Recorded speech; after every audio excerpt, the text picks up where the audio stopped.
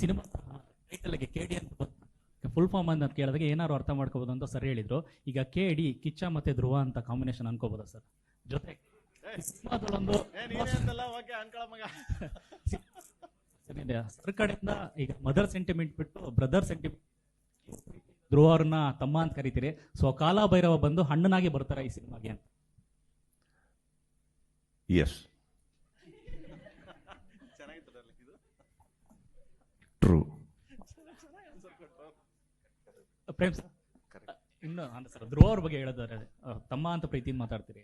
ಈಗ ನನ್ನ personal relationship ಹೇಳ ಸಿನಿಮಾದ, ಅದು ನಂಗೆ ಗೊತ್ತಾಗಿಲ್ಲ. ಸಿನಿಮಾದಲ್ಲಿ ಏನು sir, is a star, is a very big popular name, is doing extremely well for himself. And ಅವರು ತೆಗಿತಾರ ಬಡ್ಜೆಟ್ಸಲ್ಲಿ ಸಿನಿಮಾದಲ್ಲಿ ಗೊತ್ತಾಗುತ್ತೆ ಅವರ ಒಂದು ನಿಲುವು, ಚಿತ್ರರಂಗದಲ್ಲಿ ಇರುವಂಥ ನಿಲುವು. So I am very proud of what he is doing. ಎಷ್ಟು 6 ಫಿಲ್ಮ್ಸ್, 6th ಇದು 6ನೇ ಸಿನಿಮಾಗೇನೆ ಇವತ್ತು ಈ ವೆಚ್ಚದ ಒಂದು ಸಿನಿಮಾ ತೆಗಿತಾ ಇದ್ದಾರೆ. 6ನೇ ಸಿನಿಮಾಗೆ ಈ ಬಡ್ಜೆಟಲ್ಲಿ ಒಂದು ಸಿನಿಮಾ ತೆಗಿತಾ ಇದ್ದಾರೆ ಅಂದಾಗ I think it is a great achievement. ಇಲ್ಲಿ ಅದನ್ನು ನೋಡಿದಾಗ I think we need heroes like that. We need ಈ ಥರ ಸಿನಿಮಾಗಳು ನಮ್ಮ ಚಿತ್ರರಂಗಕ್ಕೆ ಬೇಕು. ದುಡ್ಡು ಹಾಕುವಂಥ ಇಂಥ ನಿರ್ಮಾಪಕರು ಬೇಕು. ಇದನ್ನು ಸಪೋರ್ಟ್ ಮಾಡಿ ಒಳ್ಳೆ ರಿವ್ಯೂ ಬರೆಯುವಂಥ ನಿಮ್ಮಂಥ ಮಾಧ್ಯಮದವ್ರು ಬೇಕು. ಸೊ ಹೀಗಿರ್ಬೇಕಾದ್ರೆ ಇದೆಲ್ಲ ನಡೀತಾ ಇರುತ್ತೆ ಸರ್. ಸಹೋದರ ಅನ್ನೋದೇನಿದೆ, ನಾನು ಅವ್ರನ್ನ ಭಾಳ ಚಿಕ್ಕ ವಯಸ್ಸಿಂದ ನೋಡ್ಕೊಂಬಂದೀನಿ ಅವರಿಬ್ಬರನ್ನ. So my collaboration with them on a personal note is on a different level. So ಅವರು ನಾವು ಮಾತಾಡ್ಕೋತಾ ಇರ್ತೀವಿ, ಯಾವಾಗಲೂ ಮಾತಾಡ್ಕೋದು ಏನು ಮಾಡ್ತಾಯಿದ್ರೆ ಹಾಗೆ ಅಂತ. ಸೊ ದಟ್ ಡಸಂಟ್ ಮೀನ್ ನಾವು ಯಾವತ್ತು ಭೇಟಿಯಾಗಿ ಅಲ್ಲಿ ಸೇರೋಣ ಇಲ್ಲಿ ಸೇರೋಣ. No, I don't think so. I respect his time, he respects my time. But ನಮ್ಮೆಲ್ಲರಿಗೂ ಒಂದು ಕರೆ ಮಾಡುವಷ್ಟು ಕಾಲ ಅಂತೂ ಎಲ್ಲರಿಗಿದೆ. ಕಾಲ ಭೈರವ. ಪ್ರೇಮ್ ಸರ್, ಇನ್ನೊಂದು ನಿಮ್ಮ ಸಿನಿಮಾಗಳಲ್ಲಿ, ಡೈರೆಕ್ಷನ್ ಸಿನಿಮಾಗಳಲ್ಲಿ ಬಹುತೇಕ ನಾಯಕರ ನೇಮ್ಗಳು ಸ್ಪಿರಿಚುವಲ್ ನೇಮ್ ಆಗಿರುತ್ತೆ. ಈಗ ರಾಮ, ಮಹಾದೇವ, ಮಾದೇಶ, ಕಾಲಭೈರವ, ಈ ಥರ. ಯಾಕೆ ಕಾರಣ ಏನು ಅಂತ?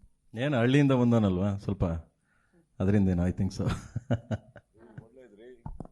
ಇದು ಬಿಟ್ಬಿಟ್ಟು ಒಂದು ಹೀರೋಗೆ ಮಚ್ಚು, ಇನ್ನೊಂದಿಗೆ ಕೊಚ್ಚು ಅಂತ ಹಿಡಿದ್ರೆ ನಾವು ಏನಾಗಬೇಕಿದೆ? ನಾವು ಒಳ್ಳೊಳ್ಳೆ ಹೆಸರು ಇಡ್ತಾ ಇದ್ದಾರೆ, ತಲೆ ಕೆಡಿಸ್ಬೇಡಿ ಸುಮ್ಮನೆ ರೀ. ಇಮ್ಯಾಜಿನ್, ಮಚ್ ಬಂದ, ಚೂರಿ ಸಿಕ್ಕದ, ಅಲ್ಲಿ ಬ್ಲೇಡ್ ಬಂದ್ರು, ಇವ್ರ ಮಧ್ಯದಲ್ಲಿ ಒಂದು ಪ್ರೇಮ ಪ್ರಸಂಗ. ಯಾಕಪ್ಪ? ಇವರ ಪ್ರೀತಿಯಲ್ಲಿ ಮಳೆ ಹುಟ್ಟಿತು. ಸರಿ, ಇಲ್ಲಿ ಕಾಲಭೈರವ ಅಂತ ಹೇಳೋದು ಕಥಾನಾಯಕನಿಗೆ ಒಬ್ಬ ಮಾರ್ಗದರ್ಶಕ. ಸುದೀಪ್ ಸರ್, ನಿಮ್ಗೇನೆ ಕಥಾನಾಯಕನಿಗೆ ಮಾರ್ಗದರ್ಶಕ ಬಂದ ತಕ್ಷಣ ಕಥೆ ಬದಲಾಗುತ್ತಾ ಅಂತ ಎಲ್ಲಾದ್ರೂ ಪಾರ್ಟ್ 2 ಹಿಂಟ್? ಇಡೀ ಚಿತ್ರಕ್ಕೆ ಮಾರ್ಗದರ್ಶನ ಕೊಡೋದು ನಿರ್ದೇಶಕರು. ಅಲ್ಲ ಸರ್, ಕಾಲಭೈರವನಾಗಿ ಕೇಡಿಗೆ ನಾ ಹೇಳಿದ್ದು ಸರ್, ಕೇಡಿ ಪಾತ್ರಕ್ಕೆ ಮಾರ್ಗದರ್ಶಕನಾಗಿ ಕಾಲಭೈರವ ಬರ್ತಾರ, ಜೊತೆಗೆ ಪಾತ್ರದ ದಿಕ್ಕೇನಾದ್ರೂ ಬದಲಾಗುತ್ತಾ? ಅದೇ ಉತ್ತರ ಕೊಡಕ್ಕೆ ಬಿಡ್ತಾ ಇಲ್ವೇ ನೀವು? ನಿಮ್ಮ ಪ್ರಶ್ನೆ ನನಗೆ 5 ನಿಮಿಷದಿಂದ ಅರ್ಥ ಆಯ್ತು.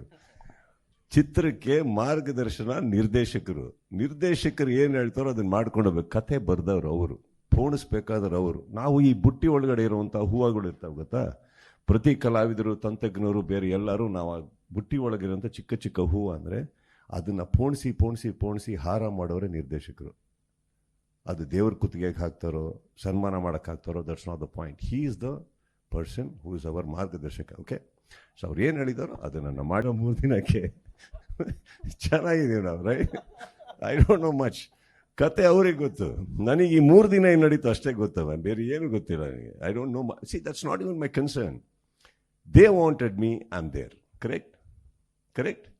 ಹಾಂ, ಅಡುಗೆಕ್ಕಾಗದೆ ಊಟಕ್ಕೆ ಕರೆದಾಗ ಊಟ ಮಾಡಬೇಕು, ಪ್ರೀತಿಯಿಂದ ಬಡಿಸಿರೋದನ್ನ ತೊಗೊಂಡೋಗಿ ಏನೇನು ಹಾಕಿದ್ರಿ, ಯಾರ್ಯಾರು ಅಡುಗೆ ಮಾಡಿದ್ರಿ, ಎಷ್ಟು ಹಾಕಿದ್ರಿ, ಮೆಣಸಿನ್ಕಾಯಿ ಅಷ್ಟೇ ನಮ್ಗೆ ಯಾಕೆ ಹೇಳಿ? ಅದವ್ರ ಜವಾಬ್ದಾರಿ, ಅವ್ರು ಚೆನ್ನಾಗಿ ನೋಡ್ಕೊಂಡಿರ್ತಾರೆ. ಆ್ಯಂಡ್ ಇವರೆಲ್ಲರೂ ಅಂತಂಥ ಹೆಸರುಗಳು ಚಿತ್ರರಂಗದ್ದು. ಇವರೆಲ್ಲ ಸೇರಿದ್ಮೇಲೆ ಒಂದು ಒಳ್ಳೆ ಜವಾಬ್ದಾರಿಯಲ್ಲಿ ಒಂದು ಒಳ್ಳೆ ಸಿನಿಮಾ ಮಾಡಿರ್ತಾರೆ. ಅದಕ್ಕೆ ಖುಷಿಯಾಗಿ ಪ್ರೀತಿಯಿಂದ ಹೋಗ್ಬಿಟ್ಟು ಬರೋಣ ಅಲ್ವಾ? ನೀವು ಪ್ರಶ್ನೆ ಕೇಳ್ತೀರ, ಉತ್ತರನೇ ಕೇಳಿಸ್ಕೊಳ್ಳಲ್ಲ. ಇವ್ರು ಡಿಸ್ಟರ್ಬ್ ಮಾಡ್ತಾರೆ. ಇವ್ರು ಇದ್ದಾರಲ್ಲ, ಆಮೇಲೆ ಮಾತಾಡ್ತೀನಿ ಹೇಳಿ.